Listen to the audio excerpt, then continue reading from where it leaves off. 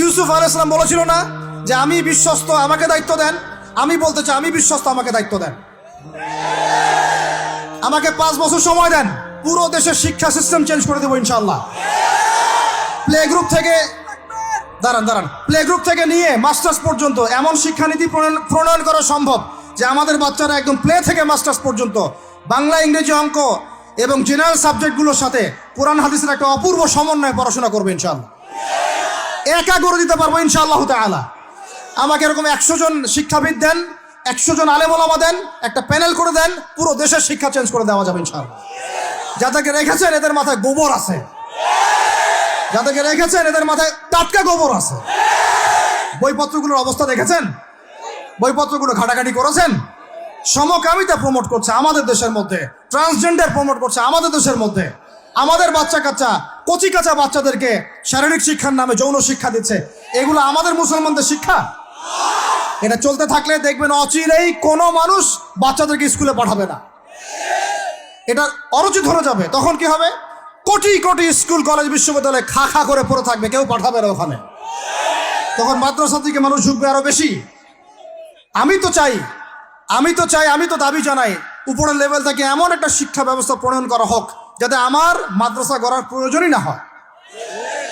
ওই সিস্টেম রাষ্ট্রীয়ভাবেই পড়ানো হবে ইনশাআল্লাহ। আপনি মালয়েশিয়ার দিকে তাকিয়ে দেখেন, আপনি এই যে ওয়েস্টার্ন কান্ট্রির মধ্যে অনেক কান্ট্রি আছে, অস্ট্রেলিয়ার মতো জায়গাতে আছে, ব্রিটেনের মতো জায়গাতে আছে, কোনো কোনো ক্ষেত্রে আপনি লেবাননকে দেখেন, ইয়েমেনকে দেখেন, জর্ডানকে দেখেন, কাতারকে দেখেন, সৌদি আরবিয়াকে দেখেন, অনেক কান্ট্রি আছে। ভালো কাজের তো প্রশংসা করতে দোষ নাই, দোষ আছে? এমনকি অনেক পশ্চিমা কান্ট্রিতেও একদম উপর লেভেল থেকে ইসলামিক সিলেবাস প্রণয়ন করা হয়েছে। তার মানে এমন না যে তারা সায়েন্সকে গুরুত্ব দেয় নাই, ম্যাথকে গুরুত্ব দেয় নাই, ফিজিক্স পড়ায় নাই, অ্যাস্ট্রোফিজিক্স পড়ায় নাই, ইকোনমিক্স পড়ায় নাই, বিষয়টা এমন না। তারা ফিলোসফি পর্যন্ত পড়িয়েছে। ঘাটাঘাটি করেন, অনলাইনে সব মজুদ আছে।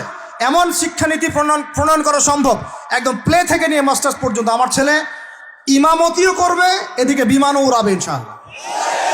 আমার মেয়ে ডাক্তারও হবে, এদিকে দেখবেন হাফেজাও হবে ইনশাআল্লাহ। একজন মুফতি সাহেব, তিনি ফতোয়াও দিবেন, একই সাথে বিশ্ব অর্থনীতি সম্পর্কেও জানবেন ইনশাআল্লাহ। একজন আর্মি অফিসার, তিনি যেমন সামরিক ক্ষেত্রে লিডার হবেন, তেমনি দেখবেন ফিকহের কিতাব মোতালা করে ফতোয়াও দিতে পারছেন ইনশাআল্লাহ। এই যুগটা এটা কোনো মানে স্বপ্নের যুগ নয়, এই যুগটা ছিল এক সময়। বেশি দিন দূরে যেতে হবে না, আপনি 200, 300, 400 বছর পিছনে যান, দেখবেন মুসলমানরা এমন সোনালী যুগ পার করে আসছে। অতএব এগুলো কোনো গাল গল্প করছি না আমি, এগুলো বাস্তবে রূপান্তরিত করা অবশ্যই সম্ভব, বারহাক সম্ভব, যদি এরকম কিছু মানুষের মধ্যে উদ্দীপনা থাকে, একটা সৎ সাহস থাকে, আমাদের উপর থেকে যদি একটা সহযোগিতা আসে এবং আমাদের মতো যারা ইয়াং তাদেরকে যদি মূল্যায়ন করা হয়, ইনশাল্লাহ দেখবেন বাংলার জমিন পরিবর্তন হয়ে গেছে। এই পরিবর্তন হলে দেশের জন্য কোনো খারাপের কিছু নাই, রাষ্ট্র পিছিয়ে যাবে না, রাষ্ট্র আরো এগিয়ে যাবে ইনশাআল্লাহ তাআলা। আরো ব্যাপার আছে, আপনি মালয়েশিয়ার একটা ক্লাস 10-এর বাচ্চার দিকে তাকান। ক্লাস 10-এর একটা বাচ্চা কোনোদিন মাদ্রাসায় যাই নাই, স্কুলে পড়েছে, কিন্ডারগার্টেনে পড়েছে, রাষ্ট্রীয় সিলেবাসে পড়েছে, মাত্র 10 থেকে 12 বছর পড়াশোনা করে ও এখন এদিকে এসএসসি এইচএসসি লেভেলেও চলে গেছে, ও লেভেল এ লেভেল পরীক্ষা দিয়েছে, এদিকে সে ইমামতি করার যোগ্যতা অর্জন করেছে। এখন আমাকে বলেন ওই রাষ্ট্রটা কি পিছিয়ে গেছে? অতএব এই শিক্ষার দিকে অনেক মনোযোগী হতে হবে আমাদের সবাইকে, আল্লাহ পাক তৌফিক দান করেন। আমরা যদি এখন এগুলোর বিরুদ্ধে গঠনমূলক কথা না বলি, গঠনমূলক প্রতিবাদ না করি এবং আমাদের রাষ্ট্রপ্রধানদেরকে না বুঝাই, তাহলে অনেক দেরি হয়ে যাবে। আজকে থেকে 20 বছর আগে ইহুদি খ্রিস্টানরা পরিকল্পনা করেছিল এই টিকটক প্রজন্ম গড়ে তোলার জন্য, তারা আজকে সফল হয়েছে। এখন আমরা যদি এখন চুপ করে থাকি, আগামী 20 বছর পর আপনি দেখবেন আরেকটা প্রজন্ম আসছে, এরা মানুষকে সালাম পর্যন্ত দিবে না। দেখে নিয়েন আপনি, 20 বছর লাগবে না, 5টা বছর যাক, তারপর দেখেন কি হয়। এরা কি এখন বাসায় ঢুকে বাবা মাকে সালাম দেয়? কারণ কোন প্রতিষ্ঠান ওকে সালাম দেওয়া শিখায় নাই, স্কুলে না, কলেজে না, কোথাও সে সালাম দেওয়া শিখছে না। আসসালামু আলাইকুম ওয়া রাহমাতুল্লাহি ওয়া বারাকাতুহু বিশুদ্ধ করে বলতে পারছে না। বিশুদ্ধ করে বলতে হবে না? অর্থ আছে না, এর একটা তাজবির আছে না? এগুলো তো আমরা গুরুত্ব দিচ্ছি না। এমন প্রজন্ম গড়ে উঠেছে অলরেডি যারা এখন পিতা মাতাকে সালাম দেয় না, পিতার সাথে ঝগড়া করে, মায়ের সাথে মায়ের গায়ে হাত তুলে, সম্পত্তির জন্য মাকে হত্যা করে, সম্পত্তির জন্য বাবার গায়ে হাত তোলে। ওদিক থেকে মাস্টার ডিগ্রি পাশ করে আসে ব্রিটেন থেকে, অক্সফোর্ড থেকে, কেমব্রিজ থেকে আইসা এদিকে প্রফেসর হয়েছে বিভিন্ন বিশ্ববিদ্যালয়ের, বাবা পড়ে আছে বৃদ্ধাশ্রমে। কতগুলো এক্সাম্পল নেবেন। এগুলো আমি কি গাল গল্প করছি? আমি কোনো গাল গল্প করতে এখানে আসি নাই, এগুলো বাস্তবতা। যদি বাইরের চোখ দিয়ে আপনি দেখেন মনে হবে অর্থনীতি অনেক ভালো, ভিতরের চোখ দিয়ে দেখেন অর্থনীতি সুদ দিয়ে ভর্তি হয়ে গেছে। এখন আমরা এই জায়গায় আছি, এই জায়গায় বসে বসে আপনি মনে করছেন যে আপনি মাশাআল্লাহ খুব পাক্কা মুসল্লি, হালাল খাচ্ছেন, নামাজ পড়তেছেন, তাহাজ্জুদ গোজার, জান্নাত কিনে নিয়েছেন মাশাআল্লাহ।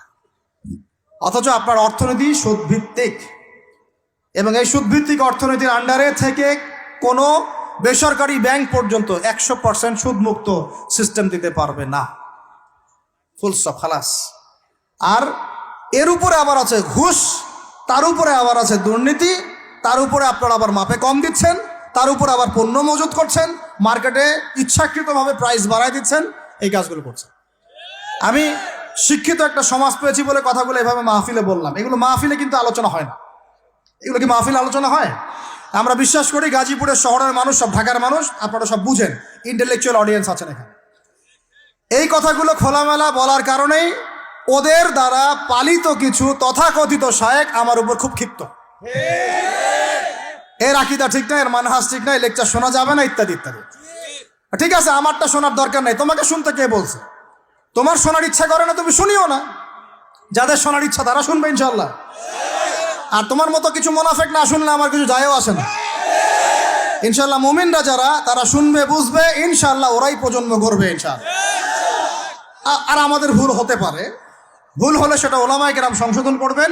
ওলামায়ে কেরাম যদি আমাদেরকে বলেন এটা ভুল হয়েছে, অবশ্যই মাথা পেতে নেব ইনশাল্লাহ। আমরা আলেম ওলামার বাইরে নয়, ওলামায়ে মুহাক্কিকের বাইরে নয়। তাহলে আপনাকে কি আমি ভিতরে চোখ দিয়ে পুরো বিশ্বের রাজনীতি বোঝাতে পেরেছি? পুরো বিশ্বের অর্থনীতি বোঝাতে পেরেছি? পুরো বিশ্বের শিক্ষাটাও বুঝেন এবার?